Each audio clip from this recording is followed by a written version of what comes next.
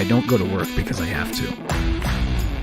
I put on these jeans, these shoes, these gloves, because I need something as reliable as I am. Because they keep me light on my feet. Because my hands are my tools. Sometimes it's hard to keep up. The hours are long. My body wants to quit. But I'm proud. It's who I am. It's my grind.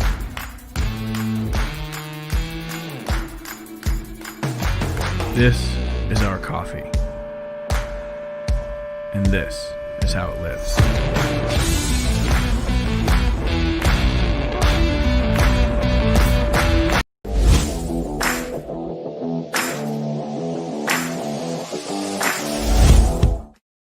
What's going on, everybody? Welcome to this week in wrestling, brought to you by THS Wrestling, Facebook.com/THS Wrestling News, Instagram.com/THS.Wrestling, YouTube.com/that hashtag show TV, and Twitch.tv/that hashtag show. We hope everybody had a fantastic week, and some of us are still somehow recovering from Wrestle Kingdom. And the nights after that, I'm dead tired.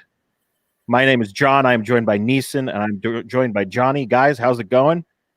I thought you were talking about the Wrestle Kingdom that happened on Capitol Hill. I forgot. Man, that last week felt like 5 years. My goodness. Yeah, it did. But on a positive note, though, shout out to Atlanta. Shout out to Stacey Abrams for pulling that dub. So, it ain't all bad news this week. So we got to count these victories where we can. Just like the Mets are about to be counting some victories coming up soon. Congratulations, sir. Thank you. Big old trade. Somebody besides Neeson needs a winning team on this podcast. Well, I mean, we'll see. It's still a long season. What's up, Thomas? What's up, Ken? What's up, Matthew? Hope everybody's doing well. Matthew, what do you think of that finish to that Willie Mack Willie Mack Moose I Quit match from yesterday? Let me know what you think about that. I thought that was a very interesting finish. But before we get to everything that we got to talk about today, Raw, AEW, NXT, SmackDown, Jay White. And this guy from The Office. Guys, deathwishcoffee.com. Use the promo code hashtag show at checkout for 10% off. The strongest coffee known in the universe. Worldwide. Worldwide. All right, guys. So let's talk about something that happened on Monday Night Raw. That's how we're going to start the show. I would just like to thank everybody that watched our show last week. Yeah, record numbers for us. Absolutely crazy. Thank you. Still need to finish it, but you're traveling, Matthew. My goodness, the traveling man. Ooh. Hopefully, you're staying safe too, my friend. Okay, so we had Legends Night. It was basically just Randy Orton putting down Legends as one would do, I guess. But the end of the night, we had a little face-off between Drew McIntyre and old William Goldberg. Old Bill himself pointing at that title. And they're laughing at each other because they're like, why are we doing this? So this looks like it's going to be the match at Rumble, Goldberg and McIntyre for the WWE Championship. Personally, I really don't think this does anything for Drew McIntyre at all. I guess in the grand scheme of things, when we look at him as a world champion and we see this, it's like, why did they do that? Feels very weird. I would love to hear what you guys think about it. Let's go with Neeson. What do you think, man? Okay. Why? I think why? Drew McIntyre said it best. It's like fighting my dad, and it's like fighting my granddad. And it's why? Why is this happening? He still hasn't learned his lesson. He busted his head. He had blood coming out in the middle of his forehead. It was just a lot, man. Like, why? The whole night was a bunch of whys. Like, it was. Legend Night used to be such a thing to look forward. I used to love when they used to do like the whole like retro setup. It'd be like either the old Raw or they'd do like an attitude, like Titantron thing. And it was a whole thing that changed the ring into the old red, white, and blue ropes. It felt different. This just felt like it felt like what they were doing and trying to pop a rating. And then at the end, what do? You do what you were trying to do the whole time, is try to pop a rating for Rumble by bringing back Goldberg. And I get it. Goldberg is the only Attitude Era star that could still go, besides Dwayne The Rock Johnson, and he's not gonna go. But also, why? Just have Finn Balor show up or something, and like Finn Balor. We'll get to this later, but honestly, guys, and I've been thinking about this more and more. Finn Balor is a living legend, literally a living legend. Without Finn Balor, we wouldn't have the Bullet Club, we wouldn't have AEW, we wouldn't have literally all the things that's going on right now in wrestling. Finn Balor is the godfather of that. Being able to do a strong style in America and get it over. Like, you have a lot of people that's doing strong styles, but Finn Balor is doing strong style in America and being able to sell it and being able to do it for the little guys. Finn Balor is what CM Punk is back in the day when Daniel Bryan was doing everything, but CM Punk was like the pop star of it and he was the face of it. That's what Finn Balor is now. That's a living legend. Why not put that living legend that we have right now in professional wrestling and give that man his flowers while he's still here, instead of Goldberg, that we're just going to get 3 spears and then he's going to get up and then he's going to get Claymore and then he's going to hold the title. Yeah, it doesn't make a lot of sense to why we are, one of the big 4 shows is Royal Rumble and it's supposed to be, feel big. And this just feels like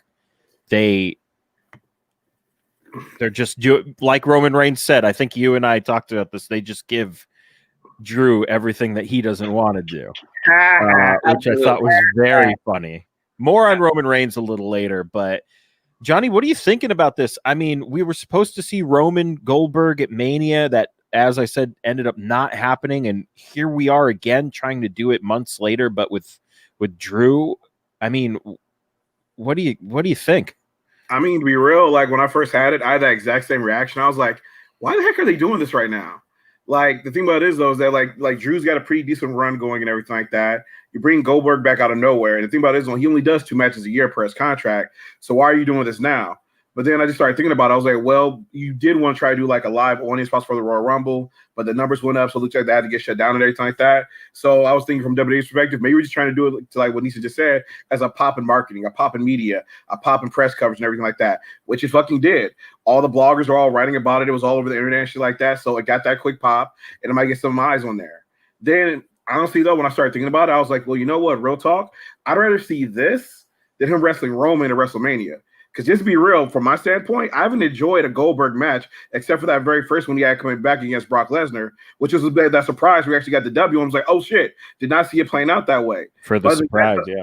Yeah, but other than that, though, I haven't enjoyed any of these Goldberg matches. So I'm like, you know what? I'd rather have this happen now with Drew than with Roman at WrestleMania, because Roman is on such a roll right now. I'm like, I want to see Roman do something fucking dope. I want to see the catalyst of like all the stuff they're doing. So keep him away from that. And then I was like, well, you know what as well? We're on the road to WrestleMania, but Drew's about to get on the road to WrestleMania depending on who wins the Rumble. So honestly, we won't know until like after the Royal Rumble what Drew's next storyline is going to be.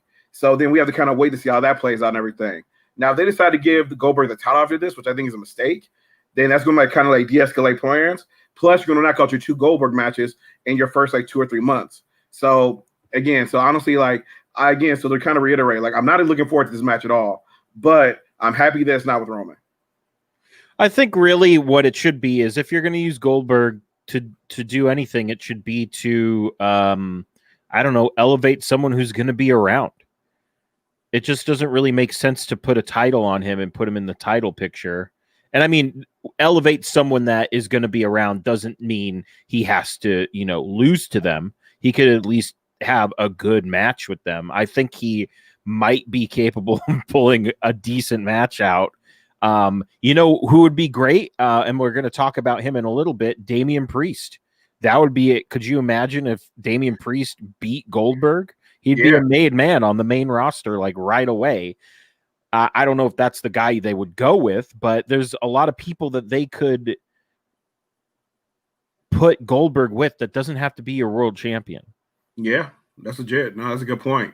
Because like you said, he can get other people over, and your world champions are supposed to be quote unquote over anyway. Like we know Roman is, Drew is, not to the extent that Roman is, but Drew is over though. He's doing a good job of this run. But yeah, you're exactly right. They could take that and do it with somebody else at another level and everything like that. So they could do it with, like you said, a Damien Priest who's about to make his way up, which we'll talk about later, or like maybe your Intercontinental or your United States champion belts or something along those lines. So you can just like play around with that mid tier a little bit.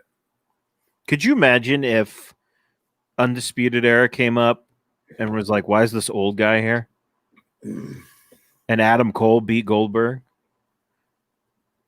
Remember when I would never suggest that 2 years ago? Yeah. This is why my mind just blew up. It was like Pingo just suggested a hot angle for Adam Cole. My God, how have we changed? I mean, like they could do it with so many people. How about what? Ali. He has been talking shit. He was talking shit about that whole alleged thing. Great. That was a great promo on what is it? After Raw, whatever it's called. Mm-hmm. Okay, before we move on, these geriatrics. I definitely want to speak on Ali. This is the time for Ali to be a made star. They have it all in the pockets, right? They have from what happened on Capitol Hill. Like this is what Retribution is supposed to be.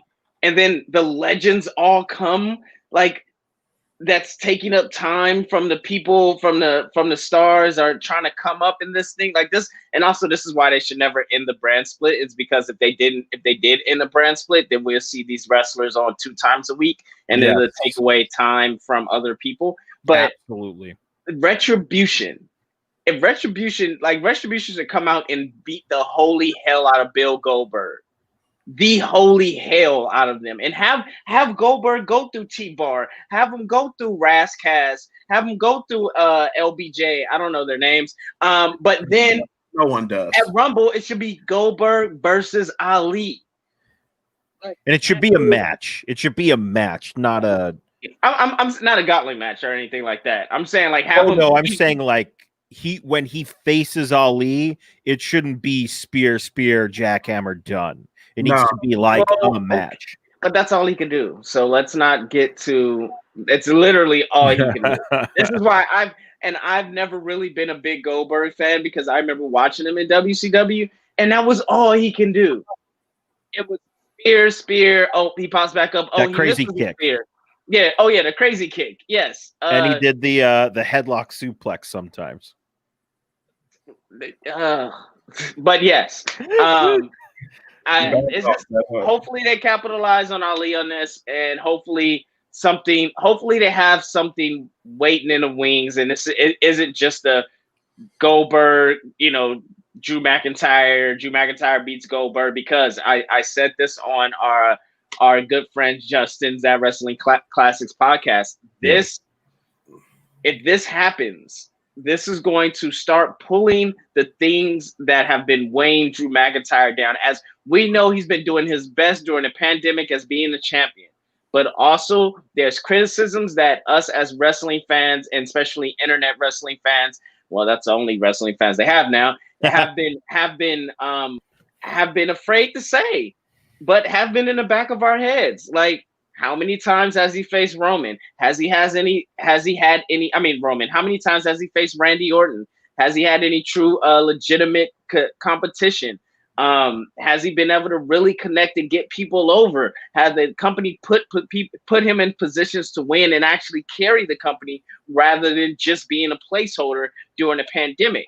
Right? We love Drew and we want him to flourish. But when you do stuff like this, it makes us think of all the negative things, because it's like, oh, they gave him Goldberg. What the effing do? Like, come on, man. It almost feels like when Daniel Bryan finally won both titles. He won both titles at WrestleMania, and then his first feud out the gate was Kane. Yes. Yeah. That's kind of how it feels. Yeah. In some aspects, but at least that had like connection, because it was like they were in the like this. He just comes out and says, "You don't respect me," and he's like, "What? I didn't say that." Yeah. Oh boy. All right, let's move on to AEW Dynamite. We're gonna talk about Snoop Dogg making an appearance on Dynamite. He came out. All of our AEW pictures, I think, with the exception of 2 at the end, are brought to us by All Elite Wrestling.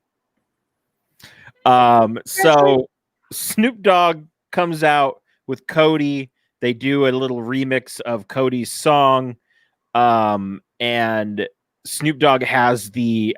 Did I get the picture of him with the oh my goodness, what does he call it? The Waffle House menu.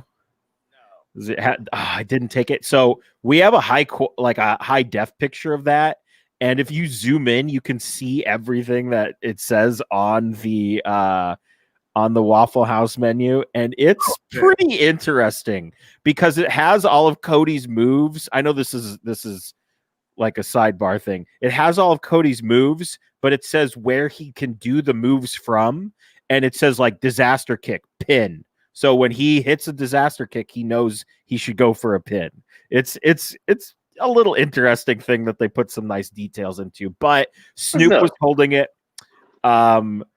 We had Serpentico get involved, and Snoop Dogg does a splash off the top rope. And it wasn't great, but it looked like Snoop was having a lot of fun. What did you guys overall think of Snoop appearing on AEW? Did it help at all? Like, and this picture is doing it justice. It really is. It looks like he got some serious air there. Yeah. Johnny, what'd you think of Snoop on Dynamite? I just gotta be real. When I saw that out frog splash, I guess, like I just like looked at it, was like, then I called producer Junior. I was like, "Hey Junior, I think wrestling's fake." No, real talk though. Like, no, that shit was hilarious. So I was like, motherfucker. And then the fact that he took the pin afterwards, like, don't take that pin. Someone at least kick him before he takes the pin from that. just try to sell that shit. Make him do something. But all in all, it was good fun. It's just promotion and everything like that, because I know Snoop and Cody are on this like TNT shows coming up and everything like that.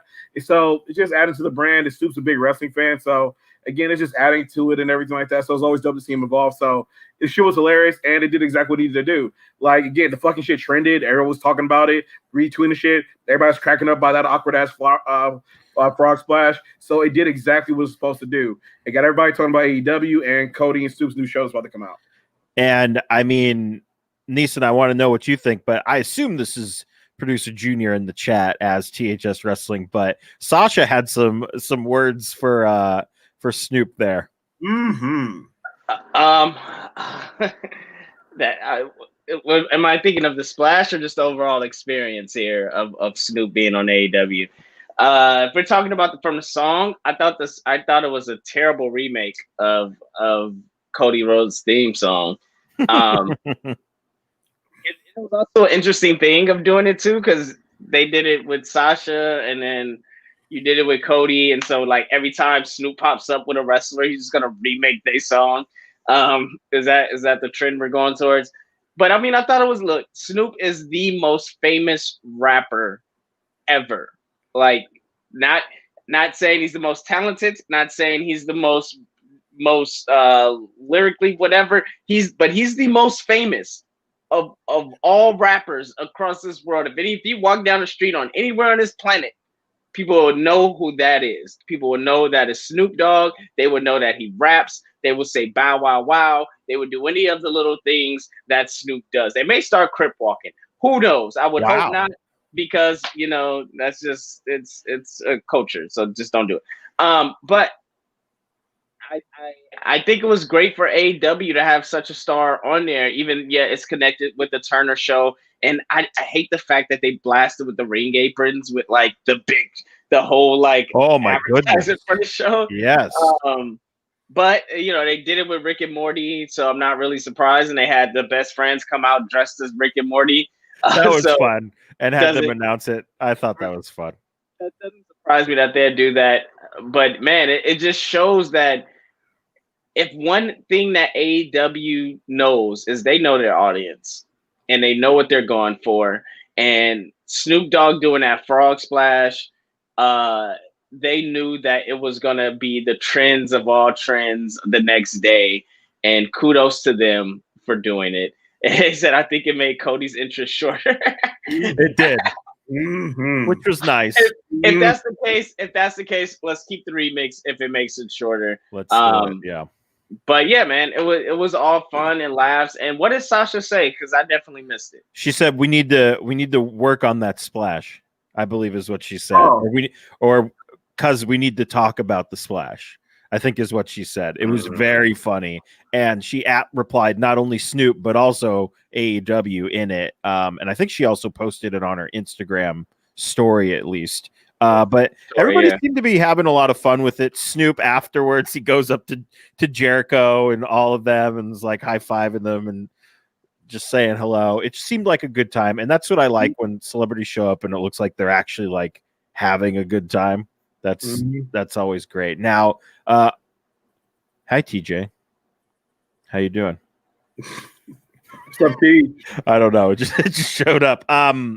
Speaking of showing up, guys, main event, AEW Dynamite, Rey Fenix taking on Kenny Omega for the AEW World Title. You all need to check out this match. If for some reason you have not seen this match, holy moly, these two beat the hell out of each other. And Phoenix, if you didn't know, this is an evergreen statement, is a star and will one day be a world champion in AEW, straight up. There's no ifs, ands, or buts about it. But that's not the interesting part. After the match, I believe the Death Triangle was incapacitated. Kenny said he's going to end Rey Fenix's career, and out comes one Jon Moxley with a barbed wire baseball bat, which he hits Kenny with, but still, that's not the big story, because out come Luke Gallows and Carl Anderson, the Good Brothers, wearing their Impact World Tag Team titles, and they help Kenny beat down not only Jon Moxley, but the rest of the roster that was hanging out around ringside. And out come the Young Bucks, and they super kick, I can't remember who it was. They super kick some guy from the AEW roster. Kenny seems surprised by it. He throws it up, and then everyone else throws it up in the ring. Reluctantly, the Young Bucks throw it up in the middle of the ring, but they didn't look so reluctant in the backstage picture. And they also didn't look reluctant when they released a T-shirt with the Too Sweet, the For Life. Oh God! Oh. So without getting banned, can we throw it up? Oh. I'm calling them the Elite Club because I figure that's what they're gonna call themselves. For Life, just throwing up the Too Sweet. So it looks like the rumors of this just being a one-off match with, they look, they went and got their belts. They posed for the picture. Young Bucks look pretty happy hanging out with their former Bullet Club members. So this should be an interesting storyline. And I remember we heard the rumors that the Impact thing was going to be, quote unquote, just one match. And it doesn't look that way now. It looks in 2021 like, we're going full steam with this. And I guess my question to you guys is, what do you think of? And we'll just call them the Elite Club for now, because I assume that's what we're gonna end up calling them in the end. What do you think of the formation of the Elite Club, and what do you think this means for the long run? Man, I think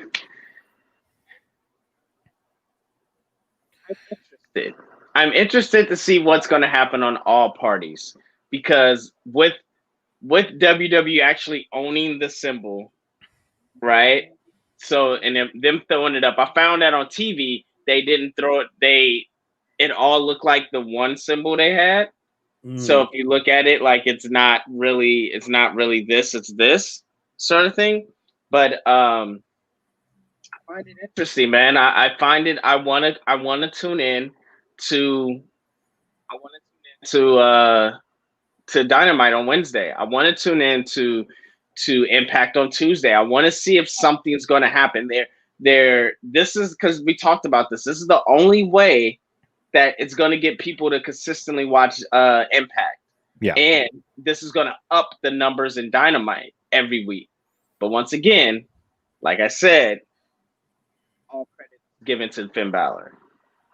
And it just sucks that he's standing on the other side alone in this. Like, he's just like, I have to go against all you guys, huh? This is you guys just formed Voltron against me.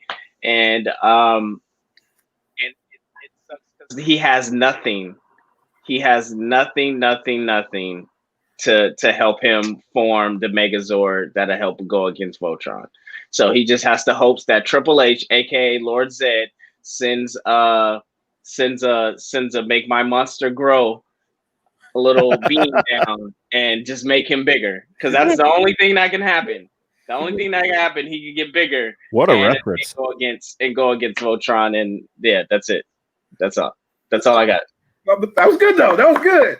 I didn't want to say Rita. I said Lord Zed because he's like, he keeps going. He said, "Make my monster grow." Like he's got these. He's got it rolling right now. Yeah. It's all right. So real talk. So like real talk, I was laughing when you showed the shirt because I didn't know they released the shirt. But literally in my notes when I was like taking notes for this, the literally first thing is make all the money, sell the t-shirts. Because that's exactly what the fuck they were going to do. They would have dropped the shirt so fucking fast. Can't believe it. What's up, Jay? One other thing I forgot to mention, the music producer for AEW posted a picture and it was just this. That was it. So I assume we're going to get an Elite Club song as well. That had the video with Matt Hardy? I don't know. I don't know. I'm not sure. Fingers crossed it goes hard. But look, I can't be mad at it because like legit, fans have been asking this for a long time. Like I remember like AJ Styles and like Gallows and Anderson first came and they were hanging out together and they had all this chemistry and it was that's really got them all over when they were rolling up, beating up John Cena and turning that shit into a catchphrase. What's their favorite thing to do? Beat up John Cena. And that shit was hilarious. And that shit was gold. But then for some fucking reason, WWE broke him up. It was like, why the fuck did you do that? And then there was one time on Raw where it was like, well, Finn, you got a match tonight against blah, blah, blah. I don't remember who the fuck it was, but I remember they were like, but we're going to give you a tag team. And it was Gallows and Anderson in his corner. And they were walking out and they looked just badass backstage, like, oh shit, it's finally about to go down. And then they got out to the ring. Finn's doing his like, badass entrance. And they're both standing up there just on the too sweet. And it was like, this is sick. And I just remember that Raw went off air. They had got gypped out the match. And Finn, they were like, Finn's smile is gone and had that snarl that Prince Devitt like smile. I was like, oh, this is about to go somewhere. And then they dropped the ball again. And then later on, they brought back the OC, the original club. And they just kept giving us all these like fake versions of it. It was like, dude, we've wanted legit club like in the United States for so long. So I can't be mad at it. Like, I'm like, dude, make all the money, take advantage of this because we've wanted it for a long time and you're giving it to us. And so props to you. Now, my question is, though, I'm wondering about is, how will this impact Impact's ratings? Dun-dun-dun.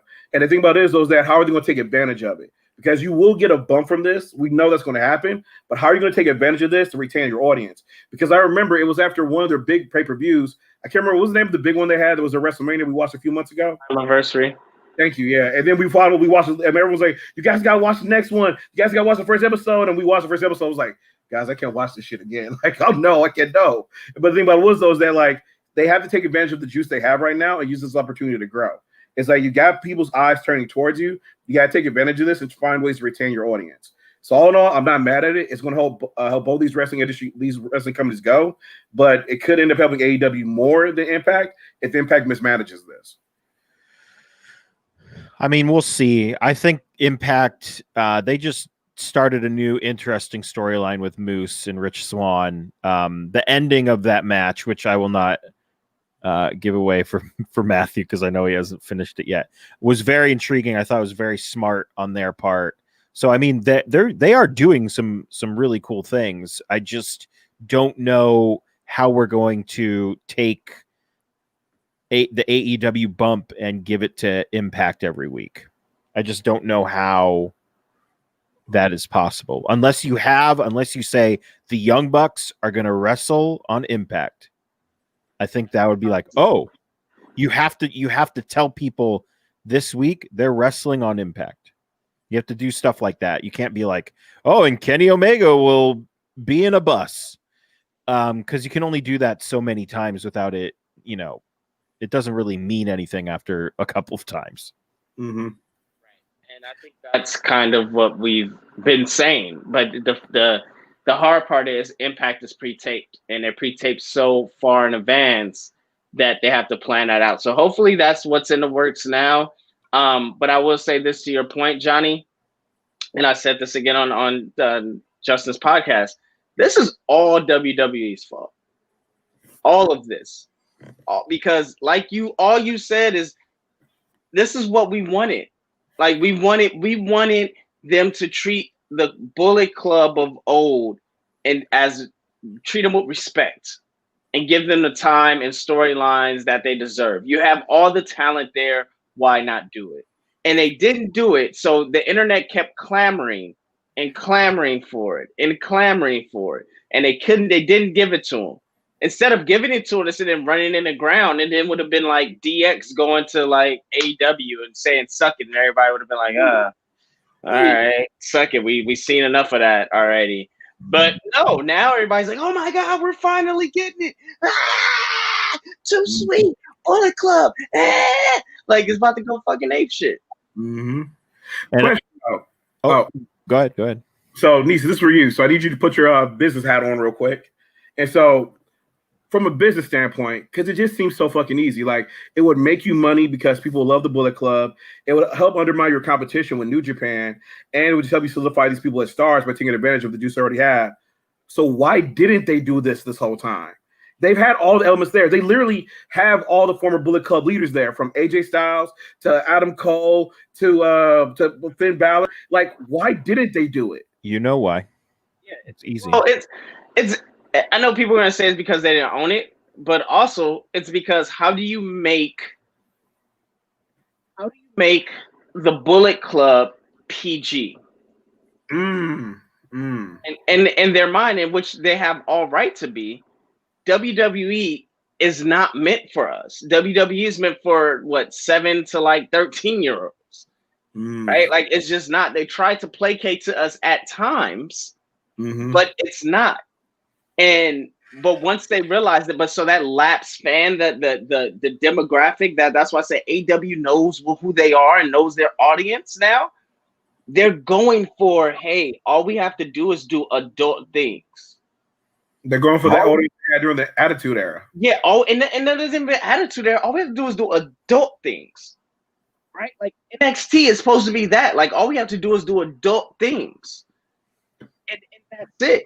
And so when you didn't, so now you invest money into Luke Gallows and Carl Anderson, and you don't want to send them back to NXT because that money that you invested with them on the main roster to get them ingratiated with the kids, right? But it doesn't equal out to go to a smaller brand that doesn't hit the numbers of Raw, that doesn't sell the number of tickets of Raw. So as a business person, that's what if you're just looking at the numbers, that's what you're looking at. You're like, well, we're not going to do Bullet Club because 1, we can't say Bullet Club. 2, we don't own the rights to it, and 3, it doesn't match the demographic. How can we play this within here? Well, AJ Styles, we can make AJ Styles a bigger name. He'll be a bigger character by himself than he will be with Luke Gallows and Carl Anderson. Like, we could put him in the main event by himself. We can't put him in the main event with 3 because we don't believe in multi-man matches being main events. Mm.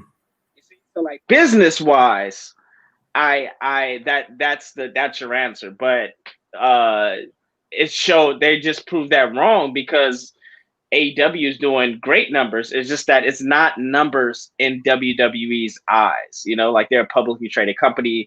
They, you know, they've been around longer. The equity that they have is longer. So that's just, yeah.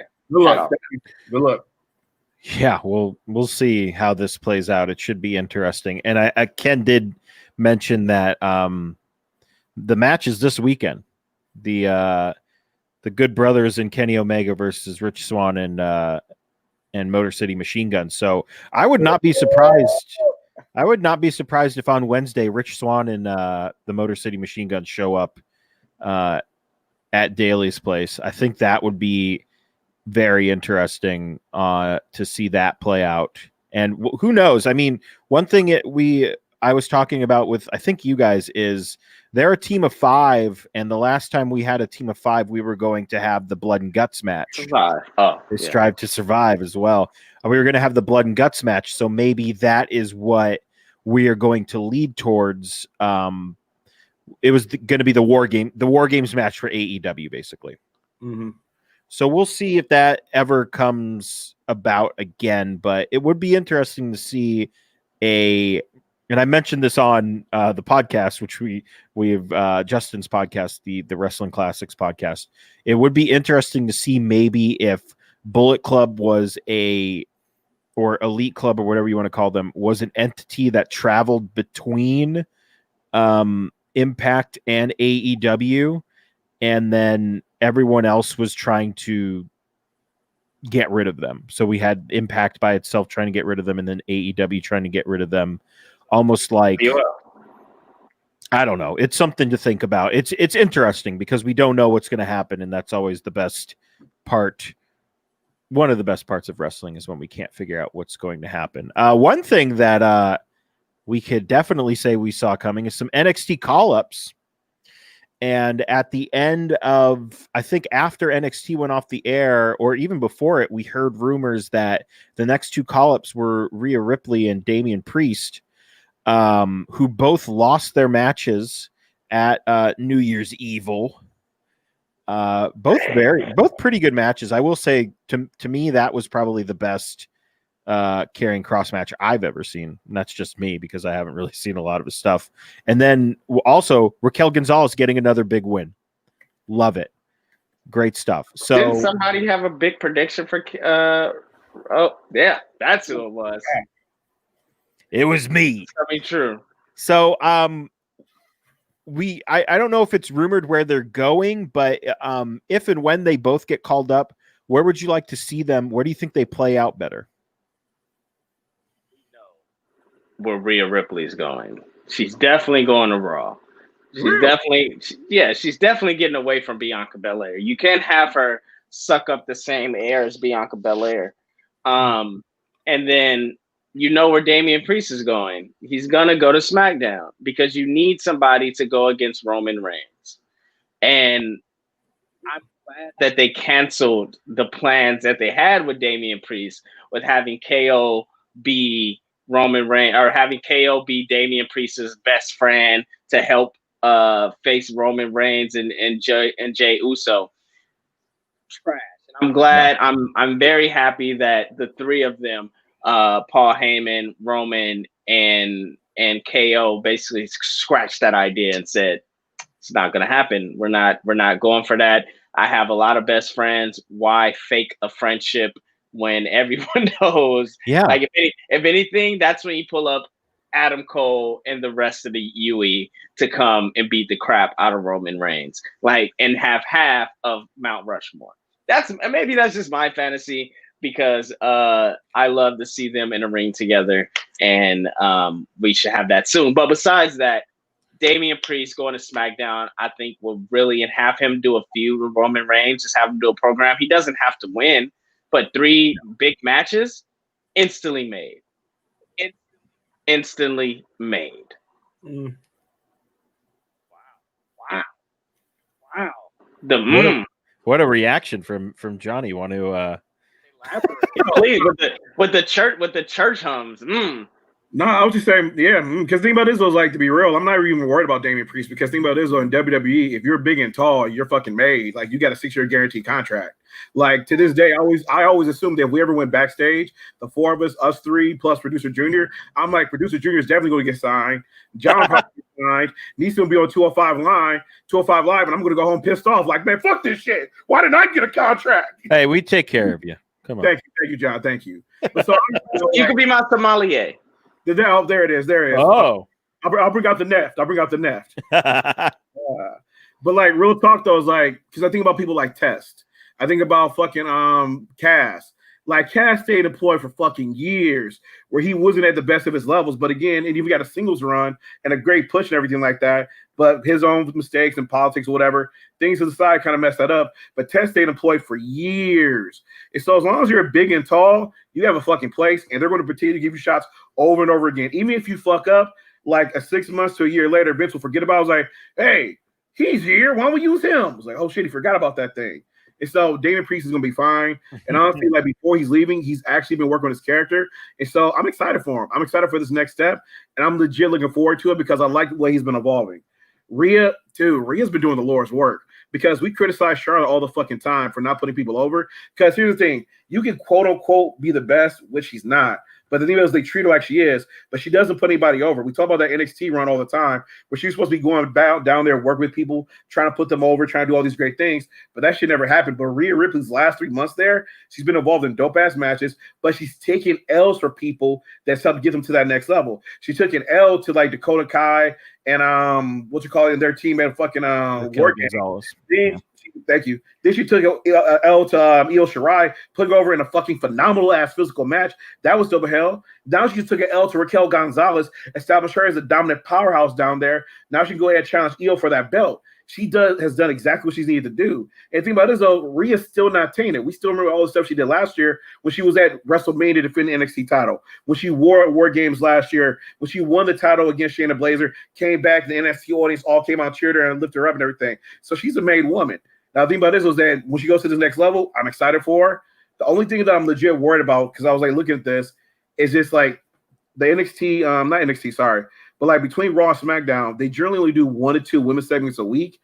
And I'm just figuring they need to figure out a way to get women a bit more involved. Because I was like taking down a list of all the female superstars I could write down.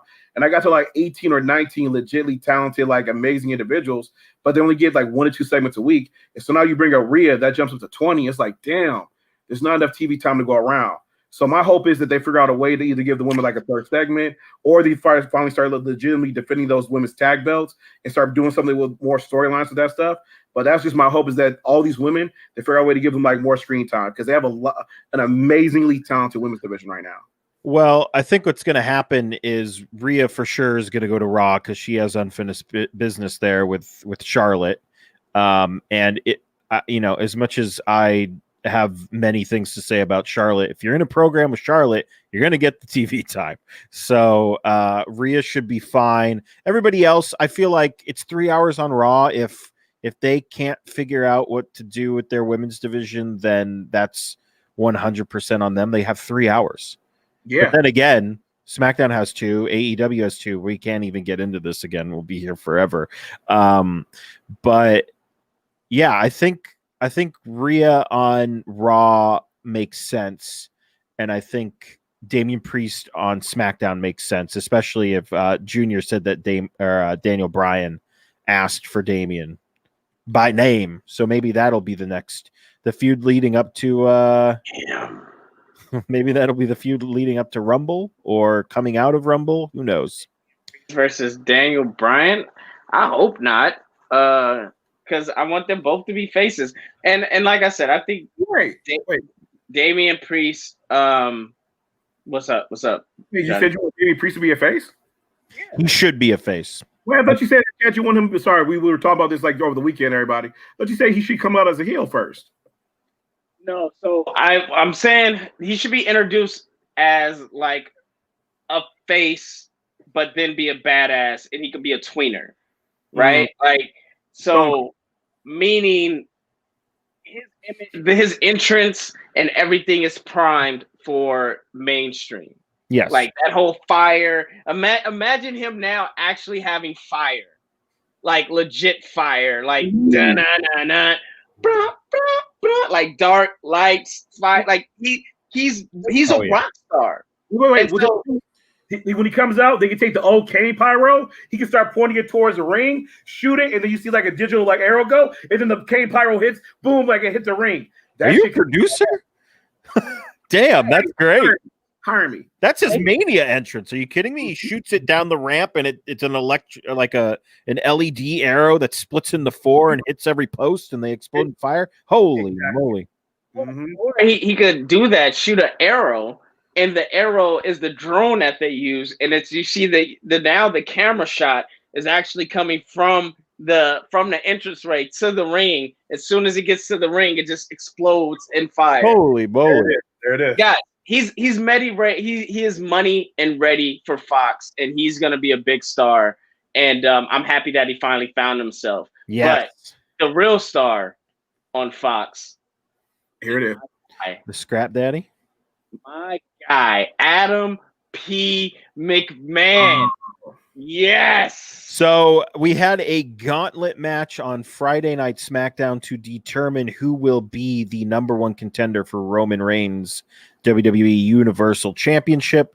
I believe, and apologies, did not watch the segment where Roman roughs him up.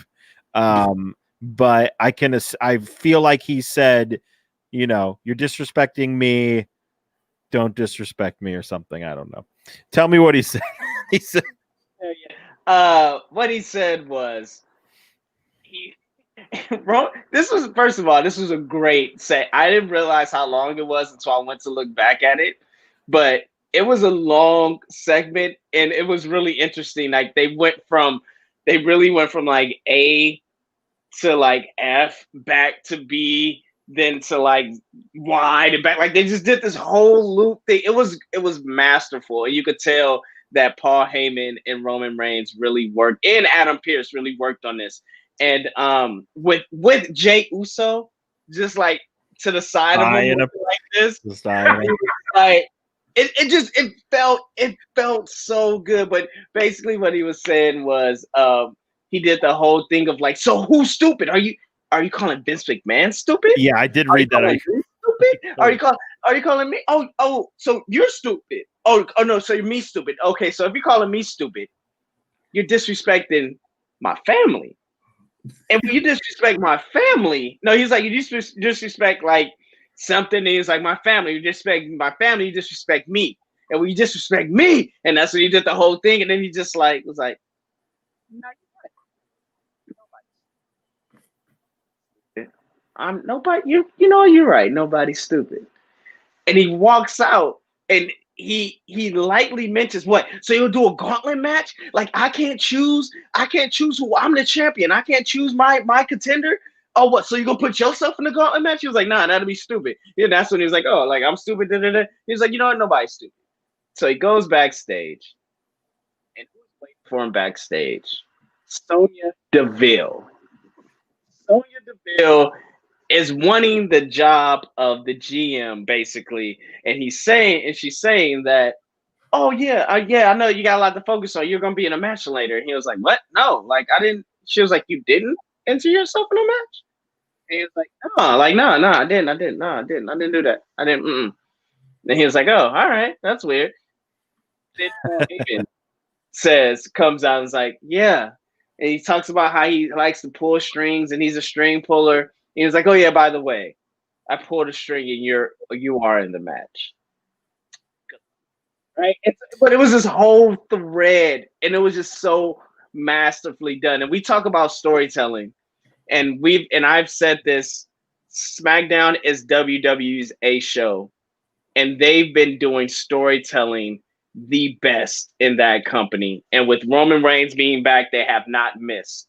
And because there have been so many underlining things that they've been laying down and like pulling strings, this Adam Pearce McMahon thing has been going on really since Retribution, when they're like, he's out of control. He doesn't know what's going on. Yeah. He's supposed to be doing this and doing that. I love it. But hey, I know you guys only got a certain amount of hours to watch all the wrestling in the world, our fellow THS Wrestling universe. I suggest you to take away 2 hours and add 2 hours to SmackDown, because you're not missing. Each segment isn't missing. Like, we have fire matches with Shinsuke Nakamura and Daniel Bryan. I did hear it. Yeah, people were like, "Oh, there's Shinsuke."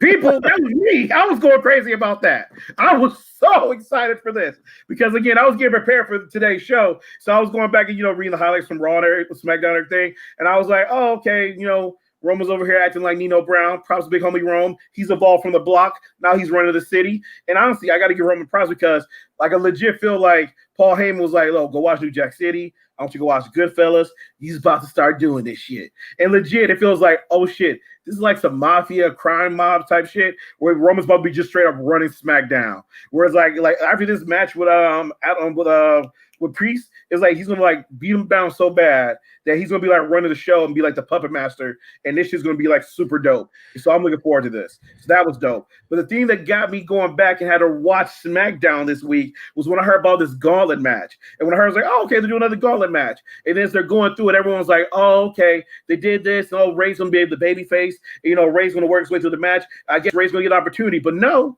Ray loses to Shinsuke Nakamura. And it was like, wait, what?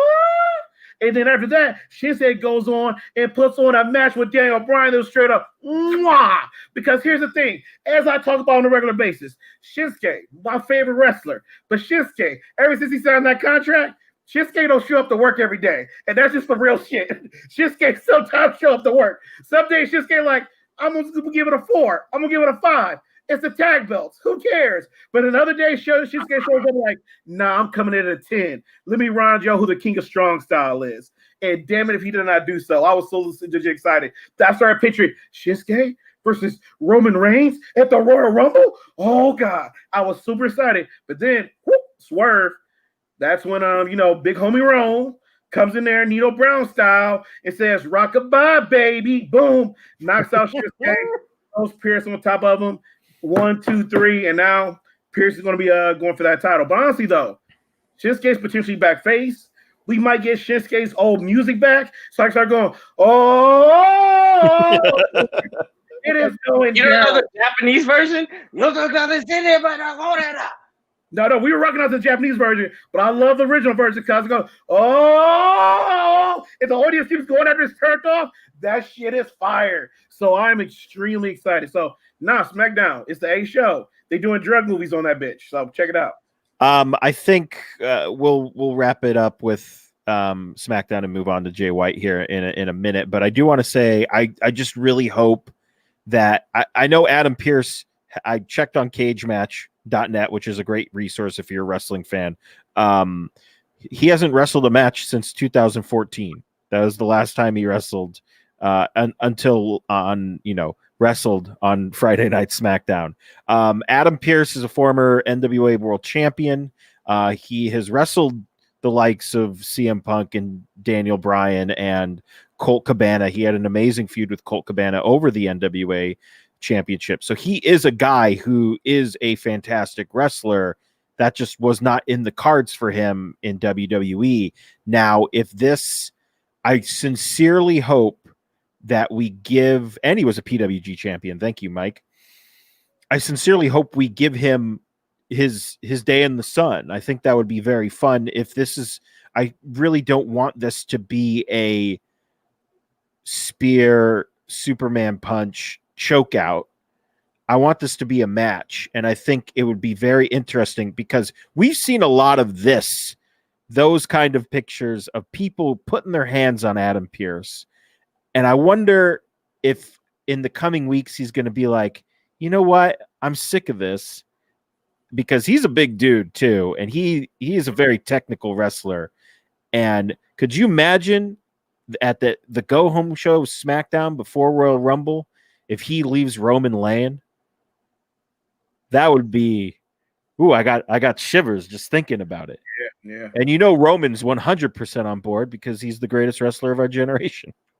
Roman has been very giving to all these matches. Roman has looked like a monster leading up to all these matches. And all these matches, he's been very giving. And so he's going to give Adam P. McMahon some offense. Yeah. And can't wait. Too. And he's going to sell for him too because Roman loves selling. Oh, but yeah. Real talk though, I just got to give shouts out to like SmackDown's creative team. Like we talked about this earlier about Daniel Bryan's producer back there. You got Paul Heyman, one of the greatest wrestling minds of all time there.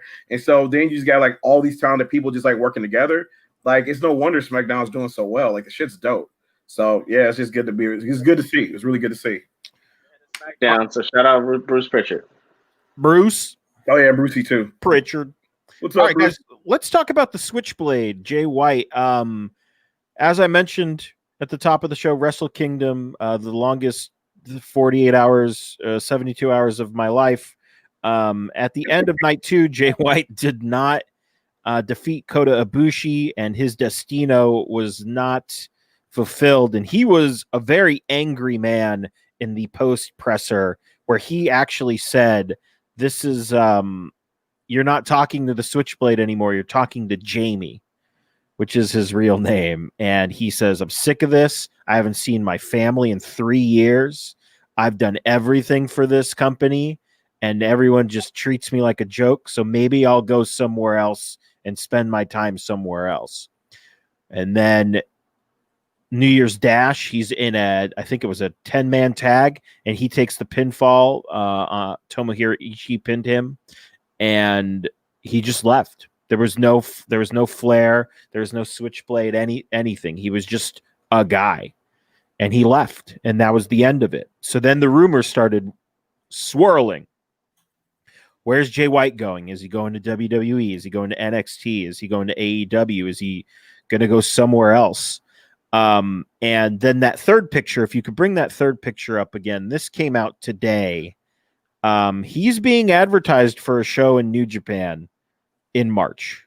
He's in the upper left-hand corner there in a poster. Now, advertising can certainly change, but I also remembered that the Young Bucks were asked about Jay White, and they said, yeah, we talked to him because we wanted to sign him. And this was a year ago, 2 years ago. And he said, he's just signed a 7-year contract with New Japan. So this could all be moot. That could be not true.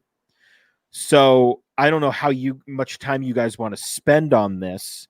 We could just say he's definitely staying with New Japan. We could do some what if you want, but that's what I've been reading. And I mean, advertising him well in advance, but they had to make those posters. They had to get him approved, all that stuff. I don't think if his contract was up, they would have even done that, in my opinion. What do you think of this? Do you think he's, I don't know. I don't know where to go with it. That's just the information I have found out in the last couple of hours. Yeah. So when it came down to it, like we were originally debating this, I didn't know the information about the advertisement, but it kind of goes to what I was thinking though, because I was thinking about, like, again, we're just trying to decide would he leave, and then if he did leave, where would he go? I was like, well, he might go to NXT, because for people that don't know, Finn Balor kind of like discovered him, quote unquote, gave him his card, set him up, got him like transition auditions, all this stuff like that, and pretty much mentored him to a certain degree. And so, by the way, for those of you who don't know, pausing the wrestling conversation, here's the thing. Producer Junior cheers for out-of-state teams. He's not even loyal to his own hometown teams. So you know what, Producer Junior? Whatever. When you start cheering for your own hometown teams, you can start talking. Moving on. What's wrong with that? Anyway, just move on. All right, but here's the thing, though. So the thing about it is, though, is that at first I was like, well, you know what? It makes sense for me to go to AEW, because while NXT and WWE can offer them all the money and they get mentored by some amazing people, not just Finn, but some like Triple H, Shawn Michaels, all the stuff. But with AEW, though, he'd be reunited with his boys, his friends. And then the other thing about it, too, though, is that like his roommate and other good friend, possibly his best friend, like Alex Shelley, who wrestles with the Motor City Machine Guns or whatever, is in Impact right now. So because they're doing that cross collaboration thing, it's like, okay, that makes sense. they could get that going and everything like that. So that's the reason I could go to AEW. But then honestly though, like we just finished talking about Wrestling Voltron, and it's like you might not need to go. Because we were talking about this a couple of weeks ago about New Japan's getting their American, like North American brand set up, and they're doing all this work here and everything.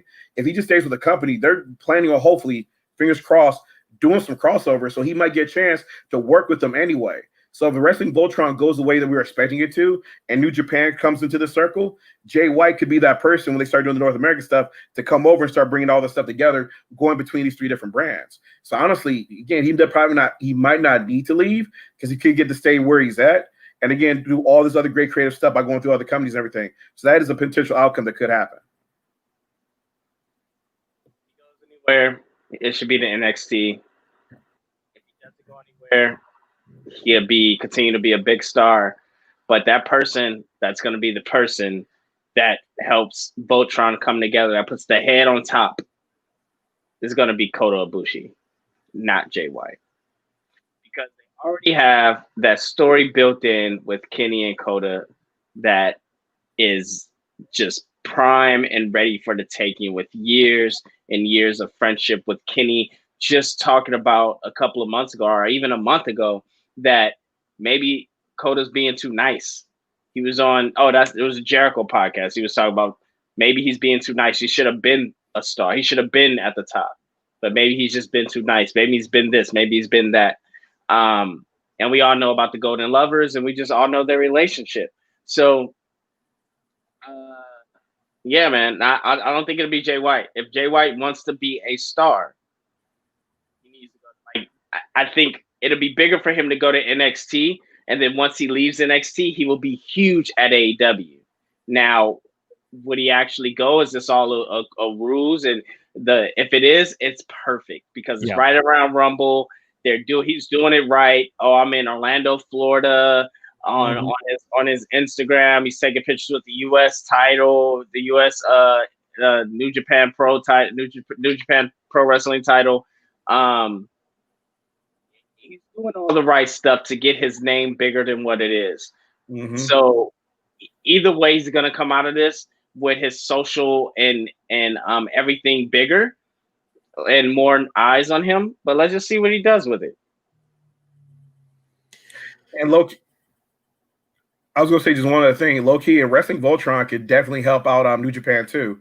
Because I remember last year, me and John both went to a New Japan show. And that was my first New Japan show, and I was fucking amazed because I got to see like some amazing wrestling. Got to see my other favorite wrestler, Phantasmo, go to work. And that shit was fucking dope. Got to see an awesome like main event. But the thing about it was, though, is that I remember talking to John. I was like, yo, we're in Long Beach. It's a very small venue. It's a college venue.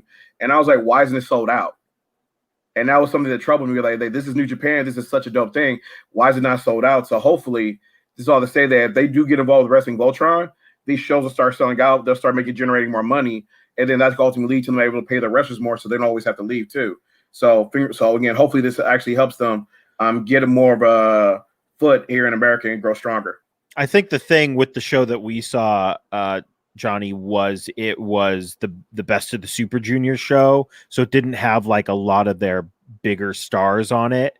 So it was that's a kind of a subgenre of New Japan. So it probably wouldn't bring everybody out, but yeah, it was weird that it didn't sell out because you still had it was still a tournament, it was still New Japan, and they had done pretty well in that venue at all the other shows that I'd seen there. Let us move on to our final topic, which is Sports Illustrated released their top 10 wrestlers of 2020. And who was on top? Cue the photo. For the boss, the blueprint, the standard, the GOAT, the queen of the cell, the draw, the DDT and Boba Fett Mandalorian, Sasha Banks. You made yourself a I didn't even know that was a thing. Oh my God. How long have you been waiting to use that? How long has that been in the chamber? Oh my God. Well, I mean, here's the list. Sasha Banks sits atop. And then we've got Moxley, McIntyre, Naito, Omega, Bailey, Io Shirai, Ibushi, Roman Reigns, and Eddie Kingston at number 10. Woo! That's dope. I love that. I love that Kingston's on the list. I think he was like, I think he said something like, "I won't be happy till I'm number one." By the way, I sent this to my mom, which I thought was great. But Sasha Banks, number one wrestler according to Sports Illustrated. Pretty cool. Wait, before I talk about I forget what's Sasha has other monikers. What is it? She's the blue stand, the blue. What is it? She's the boss, the blueprint, the standard, the GOAT, the queen of the sale, the draw, the DDT and Boba Fett Mandalorian. Sasha Banks. Oh, there it is. There it is. Oh, okay, it all came together right there. That's too good. That is too good. Like I feel like you did that because you were running out of breath saying it every week because it also kept growing longer. So this is just working smarter now for you. You just gotta press a button. You're good.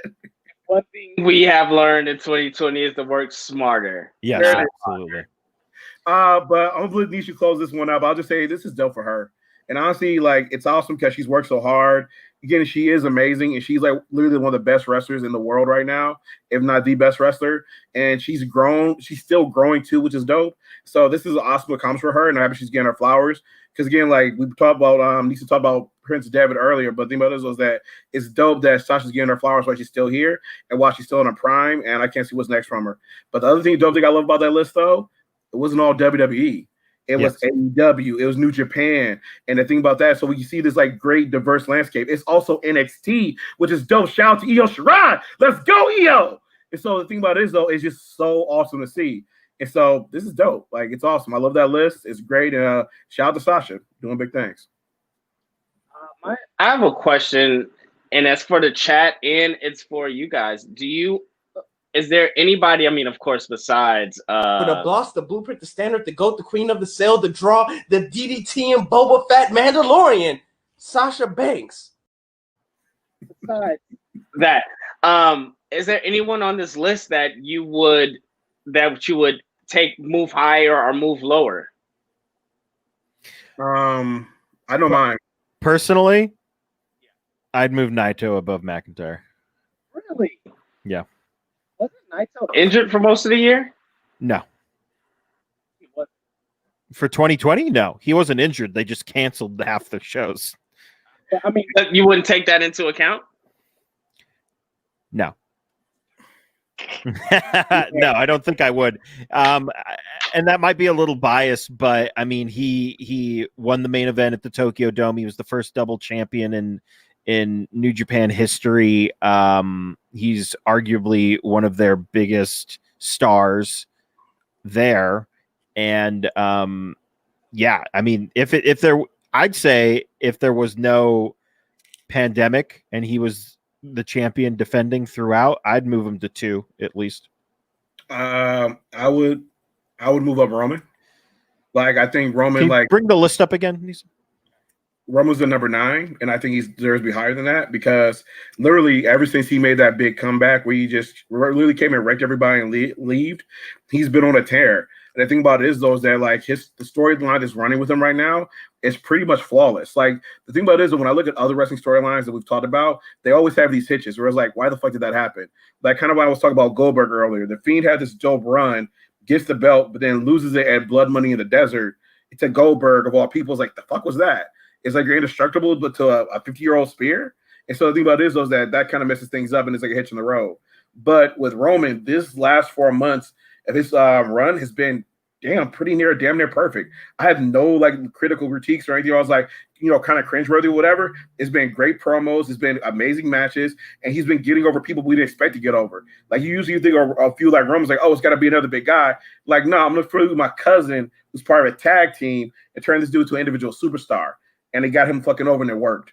And so that's the reason why, like, even like going into like when he's going to wrestle Pierce coming like at Royal Rumble, I'm not that worried about it because like he's been doing so well.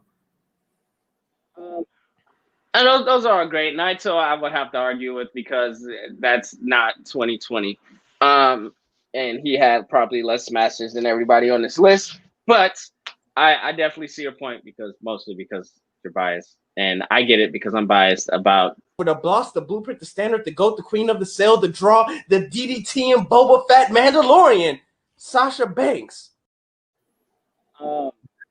But honestly, I would move Roman up as well, and I would put Kenny Omega down. Like, there's no reason that Roman Reigns should be under Kenny Omega. Kenny Omega has been a tag team competitor for most of 2020. He had one tournament as a breakout, and then yes, he did one big thing. But if we're talking 1, 2, 3, then yes, Sasha Banks is going to be up there. Yes, Roman Reigns is going to be up there. Yes, Kenny Omega, because of the impact that he had at the end of the year, going to the Impact.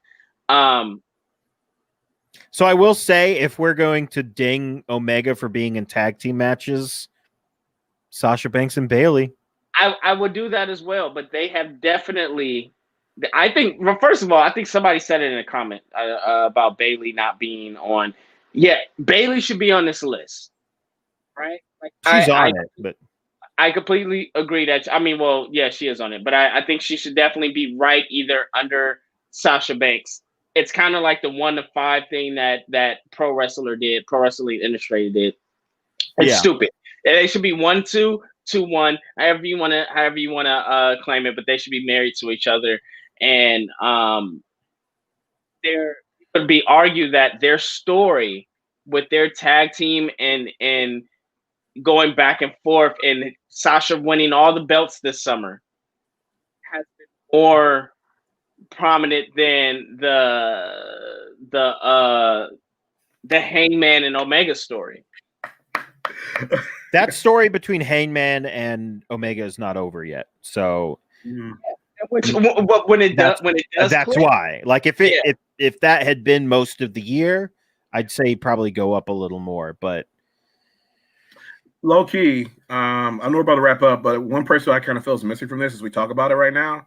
But I'm not sure he would take off for him. But like, I was just thinking about it, like Adam Cole. Like, Adam Cole had a really hot, like, 2019 going into 2020, but then he was the longest reigning NXT champion. He dropped the belt to Keith Lee in a dope-ass match. He defended the belt multiple times in dope-ass matches. And then, again, he just had all these, like, dope moments throughout the year. And even after he lost the belt, he put on a great match with Pat McAfee, which we, like, a lot of us expected to be terrible. But, again, the kicker held it down, and Adam Cole put him over. Then he went on to War Games and won War Games. Like, shit, Adam Cole's had a pretty phenomenal 2020. But I think the steam got taken off him after he lost the belt. It was done. Like, the steam just lost it, and then he hasn't been. What hurt him was having the English dude that broke his leg. Ugh, I just think about it. Geez. Having him lose him because they were supposed to. He was going to build him, and then it was going to be He had a great build with Pat McAfee. We won't argue that. Like, him versus Pat McAfee, and for those months were very entertaining. And like I said, Adam Cole is that guy over there. Rich Holland. I think that would have been big for both of them. Rich Holland was this big dude. Adam Cole would have had to take down a big giant guy. We're not gonna just even go through that. We're not. Leave it alone. Leave it alone, Parker. Leave it alone, Parker. Leave it alone. Yeah, we don't have time. So, I mean, we could debate the list forever, but it's there, and maybe next time we'll look at it and do some other stuff with it. Keep the conversation going in the chat. We'll hop in the chat. Oh, absolutely. Videos on, so keep the conversation going.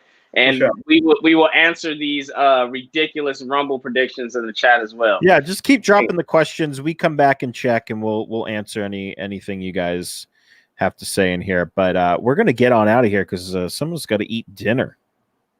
I can smell it. We're making fried chicken sandwiches tonight. Oh shit! Look at you putting Popeyes out of bed. Homemade. I'm just coming by and sitting outside your apartment. I'll get like one of those wheelie things and I'll just drop them out. Thank you. Yeah, I think we could probably do that. I'll have to talk to Lauren about that. But anyway, guys, thank you so much for joining us. This was a fun show. Do we have anything to plug? I believe our little will show up in the corner in a minute. I do. So check it out. Tuesday, yes, you do. hiatus, but we're back now. My co-host Justin's got over his depression from DuckTales being canceled, but we're bringing back Disney Plus Diversity, and we got the whole season done, y'all. So tune in every Tuesday. We're dropping a new episode. So this week we got somebody you love, somebody who wears purple and is a G. No, not Prince. We got Darkwing Duck. So if you like Darkwing, want to hear us talk about how diverse it is, tune in this Tuesday to Disney Plus Diversity. It's going down. Excellent. Because I love Darkwing Duck. That's one of my top 5 best intros in the world or ever. Darkwing Duck, let's get dangerous. It was great, guys. Fire. Yeah, so you can go ahead and follow In a Session. We just finished wrapping season 1 as far as editing, so post-production. So the rest of those will start come out. Really great, really great. So please follow us at In a Session. That's INASESSION,